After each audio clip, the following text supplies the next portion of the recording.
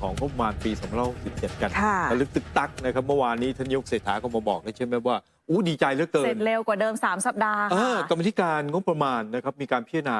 นะครับงบประมาณร่างพรบงบประมาณเนี่ยนะครับเสร็จเร็วกว่าที่กำหนดประมาณสัก3 สัปดาห์นะซึ่งก่อนหน้านี้เนี่ยคุณกิตติรัตน์ นรนองท่านก็เคยออกมาพูดแล้วล่ะนะครับท่านก็บอกว่าจริงๆแล้วดูท่าทางการพิจารณาคุณกิตติรัตน์นะครับ คุณกิตติรัตน์นะเปลี่ยนอันนี้คุณภูมิธรรมค่ะนี่คุณภูมิธรรมนะครับเรากำลังพูดถึงคุณกิตติรัตน์ นรนองในฐานะที่เป็นรองประธานกรรมธิการนี่ท่านเป็นตะกี้นี่คุณภูมิธรรมท่านเป็นประธานกรรมธิการเข้าใจแล้วเข้าใจนะครับคุณกิตติรัตน์ นรนองในฐานะรองประธานกรรมธิการวิสามัญพิจารณาร่างพรบงบประมาณประจำปี2567ได้ออกมาพูดไว้นะเมื่อสัปดาห์ที่ผ่านมาบอกว่าการพิจารณาร่างพรบงบประมาณปี2567เนี่ยมันคืบหน้าไปมากเลยนะตั้งแต่เริ่มพิจารณากรรมธิการเริ่มทำงานตั้งแต่วันที่8 มกราคมที่ผ่านมาจนถึงวันที่16 กุมภาเนี่ยทำงานได้ครึ่งทางแล้วนะครับคิดเป็นสัดส่วนก็คิดเป็นเปอร์เซ็นต์ก็ประมาณสัก50.13%ค่ะโดยถามว่านักข่าวก็กำลังจะถามว่าทำไมถึงเร็วขึ้นท่านคงรู้มั้งท่านก็เลยบอกไม่ต้องถามก็การทำงานดีปีนี้มีการปรับโครงสร้างการทำงานของอนุกรรมธิการนะครับทุกชุดที่มีอยู่จึงทำให้ประสิทธิภาพการทำงานดีขึ้นแต่ไม่ได้หมายความว่าเร็วแล้วไม่ละเอียดรอบคอบนะเร็วก็ยังคงรักษาความละเอียดรอบคอบไว้นะครับแล้วก็เมื่อวันที่16 กุมภาพันธ์เนี่ยคุณกิตติรัตน์ท่านมั่นใจเหลือเกินว่าจะสามารถพิจารณางบประมาณได้เสร็จเร็วกว่าปฏิทินงบประมาณที่เคยวางไว้นะซึ่งคาดว่าก่อนหน้านี้เนี่ยเดิมเนี่ยคาดว่าจะเสนอต่อที่ประชุมสภาผู้แทนนะเข้าสู่วาระที่2เนี่ยในช่วงต้นเดือนเมษายนนู้นเนี่ยแต่ขณะนี้ปรากฏว่ากรรมธิการเนี่ยมีการประชุมและมีมติเห็นชอบที่จะขอแจ้งต่อสภาว่าพวกเราพร้อมแล้วนะที่จะเสนอร่างพรบงบประมาณนะครับที่ผ่านการพิจารณาของกรรมธิการแล้วเนี่ยนะครับเข้าสู่สภาผู้แทนราษฎรเพื่อให้พิจารณาวาระ2และ3เนี่ยภายในวันที่ 20-21 มีนาคมนี้โอ้โหเป็นเรื่องเป็นราวเลยเท่ากับว่าทำงานได้เร็วขึ้นเพราะฉะนั้นแล้วเรามาดูปฏิทินงบประมาณรายจ่ายประจำปีงบประมาณ2567ดีกว่าค่ะอันนี้ตามมติครม.วันที่13 กันยายนนะคะถ้ามีการทบทวนวางแผนงบประมาณเอาไว้ตามกรอบแล้ว13 กันยายนช่วงปีที่ผ่านมาในปี66นะคะครม.ให้ความเห็นชอบปรับปรุงต่างๆปุ๊บ14-17 กันยายนก็กระทรวงการคลังธนาคารแห่งประเทศไทยสำนักงบเองทบทวนงบประมาณต่างๆช่วงเดือนกันยายนเนี่ยนะคะนายกเองก็มอบนโยบายจะทำงบประมาณออกมานะคะต่อจากนั้นยาวมาจนถึงตุลาคมในปีที่ผ่านมามีหน่วยงานที่รับงบประมาณเอาไปดำเนินการค่ะตุลาพฤศจิกานะคะยาวมาถึงธันวาเนี่ยนะคะจน26 ธันวาคมคณะรัฐมนตรีให้ความเห็นชอบร่างพรบงบประมาณ2567ส่งมายังสภาพอต้นปีปุ๊บนะคะก็มีการ3-4 มกราคมเนี่ยสภาพิจารณาร่างพรบวาระที่1ค่ะต่อแต่นั้นในมกราคมที่ขีดเส้นใต้นี่แหละค่ะถึงมีนาคมนะคะคณะกรรมาธิการพิจารณาร่างพรบงบประมาณปี2567อันนี้เป็นกำหนดการเดิมของกรรมาธิการที่ต้องทำงานว่าจะต้องเสร็จเนี่ยภายในเดือนมีนาคมแต่นี่กุมภาเสร็จแล้วเร็วขึ้นค่ะเร็วขึ้นเพราะฉะนั้นเนี่ยนะครับอันนี้เป็นเรื่องที่น่ายินดีนะเป็นเรื่องที่น่ายินดีอย่างยิ่งนะครับเพราะว่าก่อนหน้านี้นะครับที่ขีดเส้นใต้ไว้นะครับมกราถึงมีนาคม67เนี่ยกรรมธิการจะมีการพิจารณาแล้วหลังจากนั้นเนี่ยนะครับวันที่ 3-4 เมษายนเนี่ยนะครับจะกลับเข้าสู่ที่ประชุมของสภาผู้แทนในวาระ2และวาระ3จากนั้นก็จะส่งให้กับวุฒิสภาในวันที่9นะครับเพื่อที่พิจารณาในวันที่9และวันที่10 เมษายนนะครับคือก่อนสงกรานต์ต้องให้เสร็จนะวุฒิสภาต้องเสร็จก่อนแล้วก็มีกำหนดการนะครับกำหนดไว้ว่า17 เมษายนเนี่ยนะครับจะนำขึ้นทูลเกล้า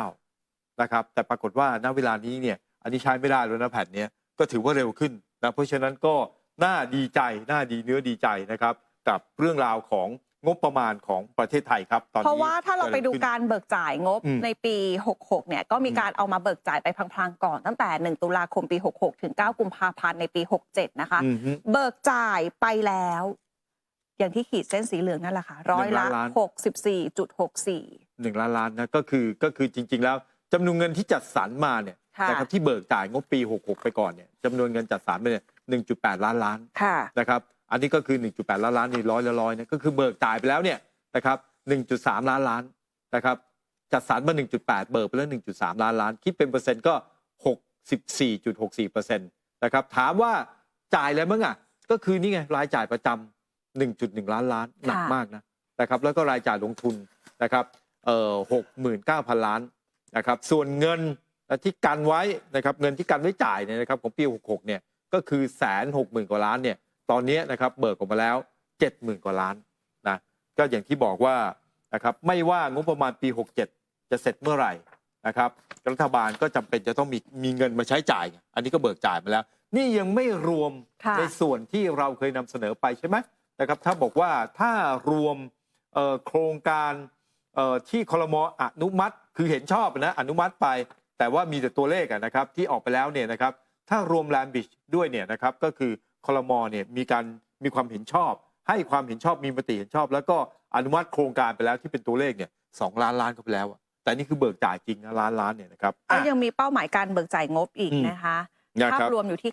93% นะคะเบิกจ่ายงบรายจ่ายประจำ 98% เบิกจ่ายงบรายจ่ายลงทุน 75% เป้าหมายในการใช้จ่ายงบนะคะ 100% เต็มค่ะต้องให้ได้ 100% นะแล้วอันที่ค้างท่ออยู่ก็ต้องนะครับรีบไปเขาเรียกอะไรรีบไปกระทุ้งให้มันออกมานะครับ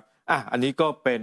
เรื่องของงบประมาณนะครับทีนี้อีกหนึ่งเรื่องนะที่เก็บไว้จนแบบเค็มแล้วมั้งเนี่ยเรื่องนี้พลังงานสะอาดค่ะในวันนี้เองคุณชัยวัชรงค์เนี่ยพูดเรื่องพลังงานสะอาดนะคะว่าณตอนนี้ท่านนายกหนุนในเรื่องนี้นะคะผลักดันให้ใช้พลังงานสะอาดในภาคอุตสาหกรรมต่างๆขนาดใหญ่แล้วก็เวลาเดินทางไปต่างประเทศก็จะไปพูดคุยกับบริษัทขนาดใหญ่ระดับโลกที่ผ่านมา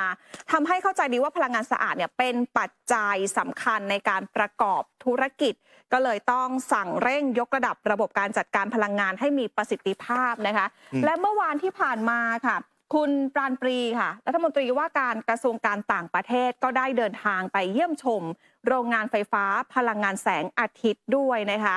คณะผู้บริหารบริษัท Global Power Synergy จำกัดเองนะคะให้การต้อนรับแล้วก็ชื่นชมบทบาทของภาคเอกชนไทยในการส่งเสริมให้อินเดียมุ่งสู่การพัฒนาอย่างยั่งยืนและเป็นมิตรต่อสิ่งแวดล้อมอีกทั้งยันสอดคล้องกับการลงทุนเป้าหมายของท่านนายกของอินเดียนะคะที่มุ่งหวังให้อินเดียสามารถผลิตพลังงานทดแทนได้เป็นจำนวน500กิกะวัตต์ภายในปี